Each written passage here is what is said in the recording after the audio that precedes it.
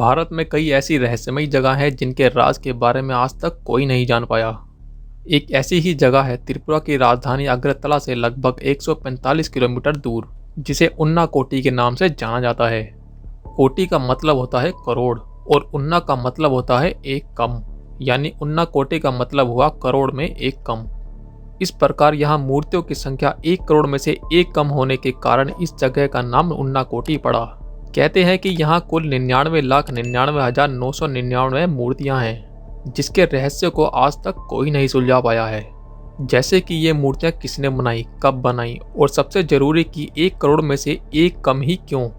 उन्नाकोटी को रहस्य से भरी जगह इसलिए भी कहते हैं क्योंकि यह एक पहाड़ी इलाका है जो दूर दूर तक घने जंगलों और दलदली इलाकों से भरा है। इस जंगल के आसपास कोई बस्ती भी नहीं है और दूर दूर तक आबादी भी नहीं है।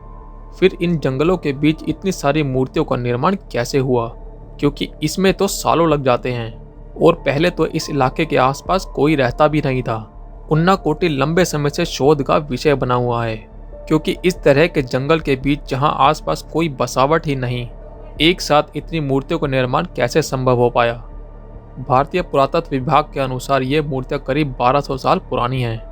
वहीं वैज्ञानिकों का कहना है कि इन मूर्तियों का निर्माण 8 से लेकर 9वीं शताब्दी के बीच हुआ है। यह स्थान काफी सालों तक अज्ञात रूप में यहाँ मौजूद रहा।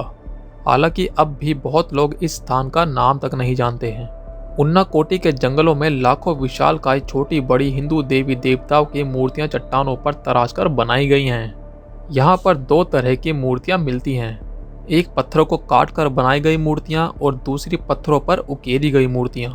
यहाँ ज्यादातर हिंदू धर्म से जुड़ी प्रतिमाएं हैं, जिसमें भगवान शिव, देवी दुर्गा, भगवान विष्णु और भगवान गणेश आदि की मूर्तियां स्थित हैं।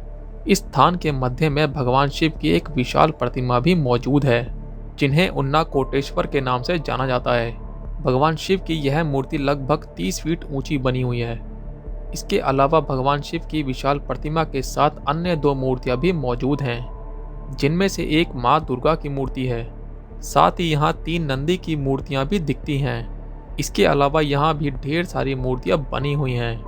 इस स्थान के मुख्य आकर्षणों में भगवान गणेश की अद्भुत मूर्तियां भी हैं, जिसमें भगवान गणेश की 4 भुजाओं और बाहर की तरफ निकले 3 दांतों को दर्शाया है। भगवान गणेश की ऐसी मूर्ति बहुत कम दिखाई गई है। इसके अलावा यहाँ भगवान गणेश की 4 दांत और 8 भुजाओं वाली 2 और मूर्तियां भी हैं। यहाँ पर एक 30 फीट ऊंची काल भैरव की मूर्ति भी है, जिसे चट्टान को तराश कर बनाया गया है। उन्नाकोटी का रहस्य अभी भी बरकरार है। जंगलों के बीच शैल चित्रों और मूर्तियों का भंडार उन्नाकोटी जितना अद्भुत है, उससे कहीं ज़्यादा दिलचस्प इसका इतिहास है। इसके निर्माण से संबंधित कुछ दिलचस्प पौराणिक कथाएं भी प्रचलित हैं। मान्यता है कि एक बार भगवान शिव समेत 1 करोड़ देवी देवता कहीं जा रहे थे। रात हो जाने की वजह से बाकी देवी देवताओं ने शिव से उन्नाकोटी में रुक कर विश्राम करने को कहा। शिवजी मान गए, लेकिन साथ ही उन्होंने यह भी कहा कि सूर्योदय से पहले ही यह स्थान छोड़ देना होगा। लेकिन सूर्योदय से पहले भगवान शिव ही जाग पाए, बाकी के सारी देवी देवता सो रहे थे। यह देखकर भगवान शिव क्रोधित हो गए और श्राप देकर सभी को पत्थर बना दिया। इसी वजह से यहाँ 99,99,999 मूर्तियां हैं। इन मूर्तियों के निर्माण को लेकर एक और कहानी प्रचलन में है। कहते हैं कि कालू राम नाम का एक शिल्पकार था, जो भगवान शिव और माता पार्वती के साथ कैलाश पर्वत जाना चाहता था, लेकिन यह संभव नहीं था। हालांकि शिल्पकार की जिद के कारण भगवान शिव ने उससे कहा कि अगर एक रात में 1 करोड़ देवी देवताओं की मूर्तियां बना देंगे तो वे उसे अपने साथ कैलाश ले जाएंगे।